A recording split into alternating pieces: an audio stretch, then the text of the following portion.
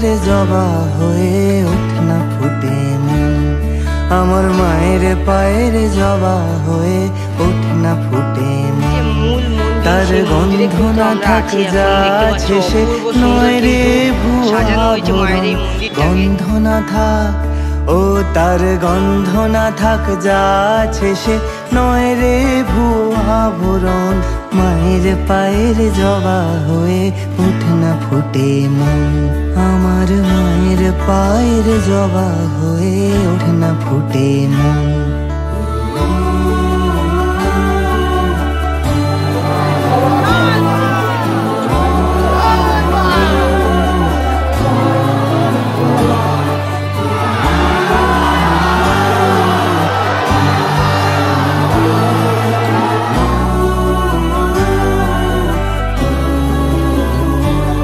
জানি জুই মালতী হায় বলতে গেলে প্রায় 1 কিলোমিটার ছাড়িয়ে গেছে, জানি জুই মালতী হায় কত গন্ধ যে ছড়ায়, তবু ঘরের ফেলে পরের কাছে নিজের বন্ধুরা আরও একটা নতুন দিন, আরও একটা নতুন জার্নি বা নতুন ব্লগে আপনাদের সবাইকে জানাই সুস্বাগত। তো বন্ধুরা আজকে কিন্তু আমরা চলে এসেছি কোন্নগরের শকুন্তলা কালী পুজো দেখতে। তো আজকে মা শকুন্তলার সম্পূর্ণ যে ব্লগটা হবে সেটা কিন্তু আপনাদের সাথে শেয়ার করব। ইতিমধ্যে কিন্তু মাকে দেওয়ার জন্য মালা কিনে নিয়েছি, আর আমরা এখন চলেছি মায়ের মন্দিরের উদ্দেশ্যে। তো মায়ের মন্দিরে মালাটা অর্পণ করে আমরা যাব কিন্তু পালবাড়ির দিকে, সেখানে মাকে সাজানো চলছে। পূর্ণ ব্লগটা কিন্তু আজকে শেয়ার করব আপনাদের সাথে। সারা রাত কিন্তু জুড়ে থাকতে হবে বংশবে চ্যানেলের সাথে। চলুন শুরু করা যাক আজকের পর্বটা।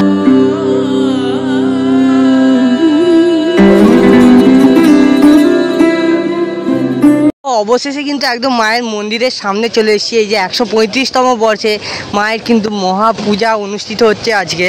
তো দেখতে পাচ্ছ এই টোটাল জায়গাটা কিন্তু এরকম সেট করে দেওয়া হয়েছে, যেহেতু প্রচুর গরম পড়েছে আর রোদ্দুরটাও সেরকম, তো তার জন্য কিন্তু অপূর্ব সুন্দর করে মায়ের মন্দিরটাকে সাজানো হয়েছে।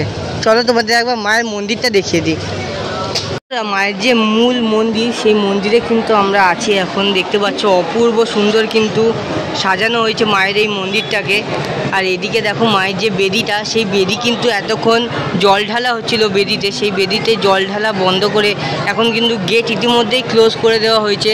আর ওই দিক দিয়ে কিন্তু হচ্ছে মায়ের মন্দিরে যারা আর কি পুজো দেবে তাদের আর কি এন্ট্রি করানো হবে এই দুদিক দিয়ে। আর এখানে দেখতে পাচ্ছ এই যে মায়ের বলিদান কার্য সম্পন্ন করা হয় সেটা কিন্তু এই জায়গা থেকে করা হয়। আর মায়ের যে মূল বেদিটা সেটা কিন্তু এই গাঁদা ফুল আর বেলপাতা দিয়ে অপূর্ব সুন্দরভাবে সাজিয়ে তোলা হয়েছে। মায়ের জন্য যে মালাটা কিনেছিলাম এবার সেই মালাটা মায়ের উদ্দেশ্যে দিয়ে দিচ্ছি আর কি।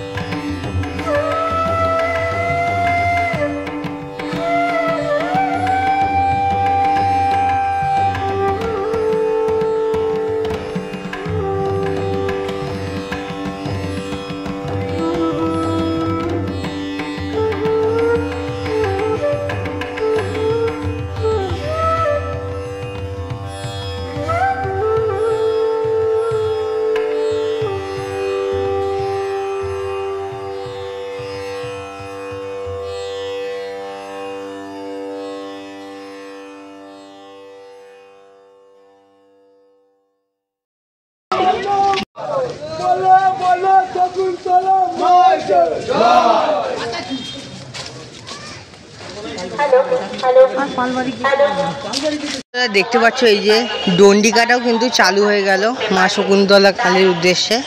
যারা ডন্ডি কাটছে তারা কিন্তু এই ঘাটে চান করে সেখান থেকে কিন্তু ডন্ডি কাটতে কাটতে মায়ের মন্দিরের উদ্দেশ্যে যাবে।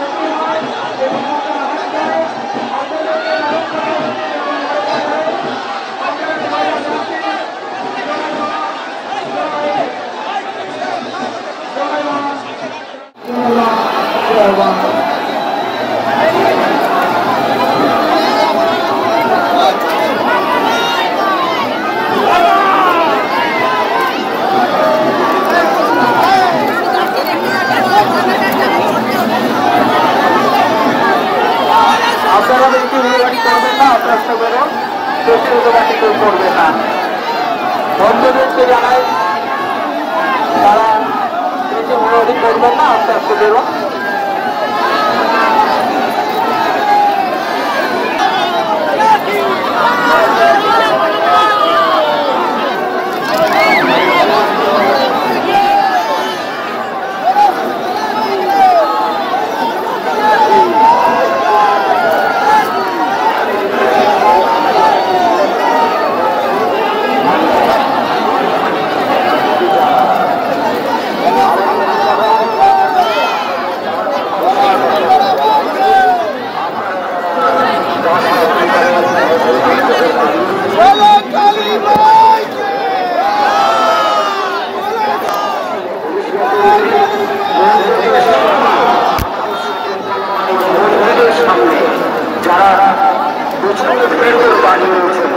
আমরা পুলিশ প্রশাসনকে এখন থেকে অনুরোধ জানাচ্ছি, আপনারা মন্দিরের সামনে তাকে ফাঁকা করবেন, মন্দিরের সামনে তাকে যথাসম্ভব ফাঁকা করবেন, যাতে আমাদের মাটি যেতে না।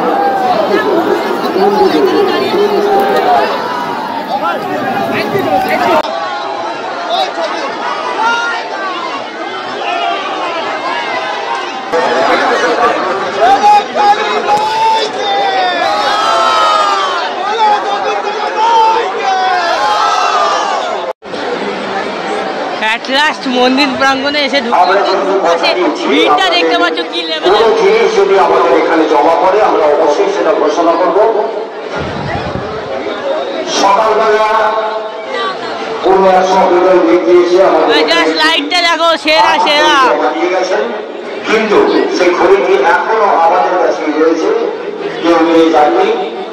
যার এই ঘড়ি তিনি উপযুক্ত প্রমাণ নিয়ে আমাদের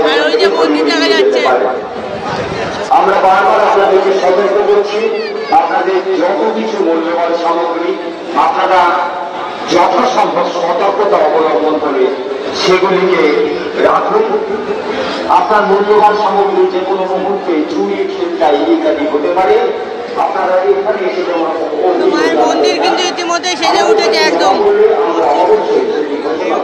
অবশেষে কিন্তু মায়ের মন্দির খুলে গেল দেখতে পাচ্ছ।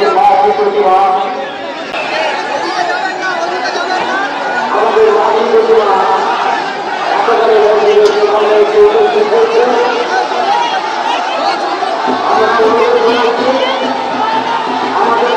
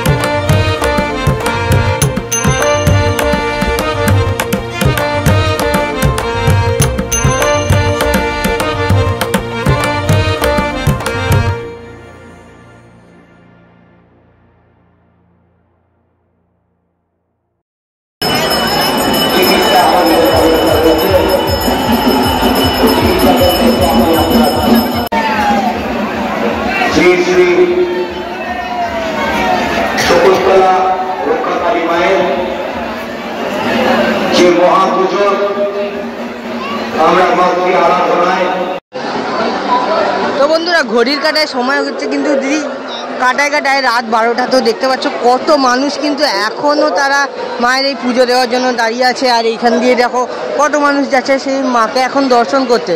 তো রাত 12টার সময়ও কিন্তু এই কোন্নগরের এই শকুন্তলা কালীর যে পথ সে পথ কিন্তু এখনও পুরো ভিড়ে ভিড়। তোমাদেরকে যেমনটা দেখালাম পাঁঠাবলি লাইনটা, সে তো মানে ছাড়িয়ে কোথায় গেছে তার নেই ঠিক।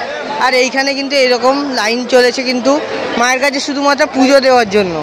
মানে কত ভক্ত সন্ধান দাঁড়িয়ে আছে কিন্তু তারা মায়ের কাছে পুজো দেবে বলে।